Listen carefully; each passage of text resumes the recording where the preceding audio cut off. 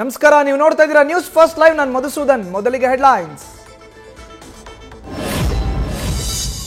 ಜಮ್ಮು ಕಾಶ್ಮೀರದಲ್ಲಿ ಮತ್ತಷ್ಟು ಉಗ್ರರ ಮನೆ ಧ್ವಂಸ.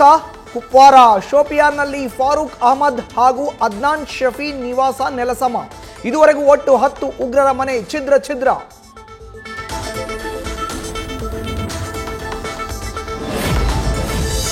ವಾಸಸ್ಥಾನ ಧ್ವಂಸವಾದರೂ ಸಿಗದ ಉಗ್ರರು ಮನೆಗಳನ್ನ ತೊರೆದು ತಲೆ ಮರೆಸಿಕೊಂಡಿರೋರಿಗಾಗಿ ಶೋಧ ಕಾರ್ಯ. 14 ಕಾಶ್ಮೀರಿ ಉಗ್ರರ ಲಿಸ್ಟ್ ಹಿಡಿದು ಭಾರತೀಯ ಸೇನೆಯಿಂದ ಕಾರ್ಯಾಚರಣೆ.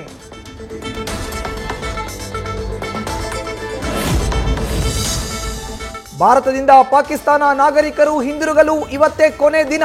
ಡೆಡ್ಲೈನ್ ಮುಗಿದ ಮೇಲೆ ವಾಪಸ್ ಹೋಗದಿದ್ರೆ ಅಕ್ರಮವಾಗಿ ವಾಸಿಸುತ್ತಿದ್ದಾರೆಂದು ಪರಿಗಣನೆ. ಅಂತಹವರ ವಿರುದ್ಧ ಹೊಸ ಕಾಯ್ದೆಯಡಿ ಕೇಂದ್ರದಿಂದ ಕ್ರಮ.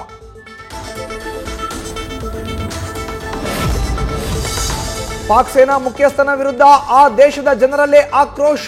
ಅಕ್ಕಪಕ್ಕದ ದೇಶಗಳ ಜೊತೆಯಲ್ಲೆಲ್ಲ ಸಂಬಂಧ ಕೆಡಿಸುತ್ತಿದ್ದಾರೆ. ಜನರಲ್ ಆಸೀಮ್ ಮುನೀರ್ ರಾಜೀನಾಮೆಗೆ ಹೆಚ್ಚಿದ ಒತ್ತಾಯ. ಪಹಲ್ಗಾಮ್ ದಾಳಿ ಬಗ್ಗೆ ತೀವ್ರಗೊಂಡಿರುವ ಎನ್ಐಎ ತನಿಖೆ. ಪೈಶಾಚಿಕ ಕೃತ್ಯ ಕಣ್ಣಾರೆ ಕಂಡವರ ವಿಚಾರಣೆ ನಡೆಸುತ್ತಿರುವ ಅಧಿಕಾರಿಗಳು. ಉಗ್ರರ ಭಾಷೆ, ವರ್ತನೆ, ಚಲನವಲನ ಸೇರಿದಂತೆ ಎಲ್ಲ ಮಾಹಿತಿ ಸಂಗ್ರಹ.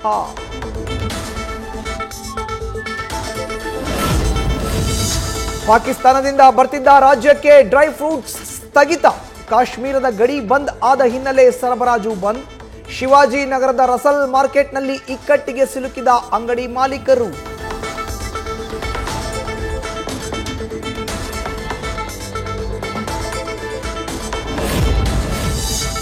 ಹಿಂದೂಗಳ ಮೇಲೂ ಪಾಕಿಸ್ತಾನ ಭಯೋತ್ಪಾದಕರ ದಾಳಿ. ಹಿಂದೂ ಸಂಘಟನೆಗಳ ಒಗ್ಗಟ್ಟಿಗೆ ಸಂಘ ಪರಿವಾರ ಕರೆ. ಅತ್ತ ಹಿಂದೂಗಳನ್ನು ಒಗ್ಗೂಡಿಸುವ ತಂತ್ರಕ್ಕೆ ಮೊರೆ ಹೋದ ಬಿಜೆಪಿ ನಾಯಕರು.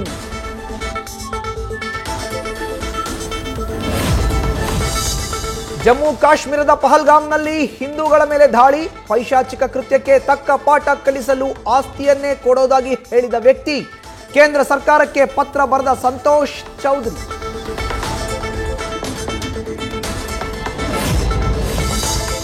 ಪಹಲ್ಗಾಮ್ ದಾಳಿಗೆ ಅಮೆರಿಕ ನಾಯಕರಿಂದಲೂ ಖಂಡನೆ.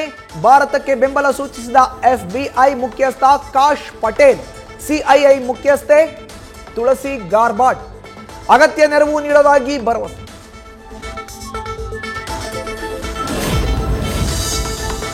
ನೂರ 30 ನ್ಯೂಕ್ಲಿಯರ್ ವಾರ್ ಹೆಡ್ಗಳು ಭಾರತದತ್ತ ಗುರಿ ಮಾಡಿ ನಿಂತಿವೆ.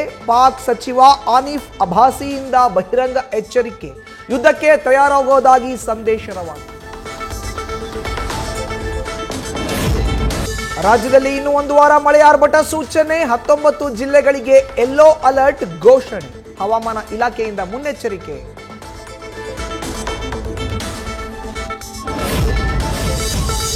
ಆಟೋ ದರ ಏರಿಕೆಗೂ ಮುನ್ನವೇ ಜನರ ಜೇಬಿಗೆ ಬಿತ್ತು ಕತ್ತರಿ. ಗ್ರಾಹಕರಿಂದ ದುಪ್ಪಟ್ಟು ಹಣ ವಸೂಲಿಗೆ ಮುಂದಾದ ಅಗ್ರಿಗೇಟರ್ ಕಂಪನಿಗಳು. ಸರ್ಕಾರದ ನಿಯಮಗಳನ್ನು ಗಾಳಿಗೆ ತೂರಿ ಹೆಚ್ಚಿದ ದರ ವಸೂಲಿ.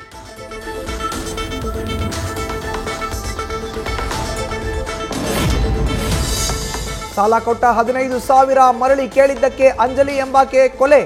ಪೊಲೀಸರ ದಿಕ್ಕು ತಪ್ಪಿಸಲು ಹೋಗಿ ತಗಲಾಕಿಕೊಂಡ ತಾಯಿ, ಮಗಳು ಮತ್ತು ಮಗ. 3ರನ್ನ ಬಂಧಿಸಿ ಬೆಳಗಾವಿ ಪೊಲೀಸರಿಂದ ವಿಚಾರಣೆ.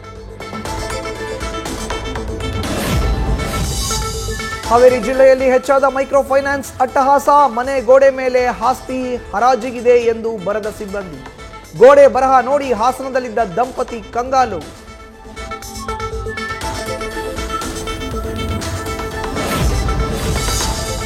ದೇವಸ್ಥಾನದ ಒಳಗಿನ ಸಂಘರ್ಷದಿಂದಲೇ ನಡೀತಾ ಬಪ್ಪನಾಡು ದುರ್ಗಾ ಪರಮೇಶ್ವರಿ ಬ್ರಹ್ಮರಥ ಅವಘಡ. ಘಟನೆ ಕುರಿತು ತುಳುನಾಡಿನ ಕಾರ್ಣಿಕ ದೈವದ ರೋಷಾವೇಶ. ಜರಾಂದಾಯ ಮತ್ತು ಬಂಟ ದೈವಗಳಿಂದ ತಂತ್ರಿಗಳ ಎದುರಲ್ಲೇ ಕಿಡಿನುಡಿ.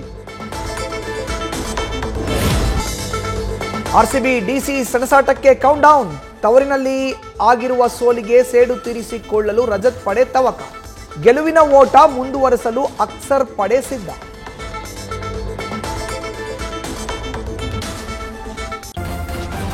ನ್ಯೂಸ್ ಫಸ್ಟ್ ನಿರ್ಭೀತಿಯಿಂದ ನಿಮ್ಮ ಪರವಾಗಿ.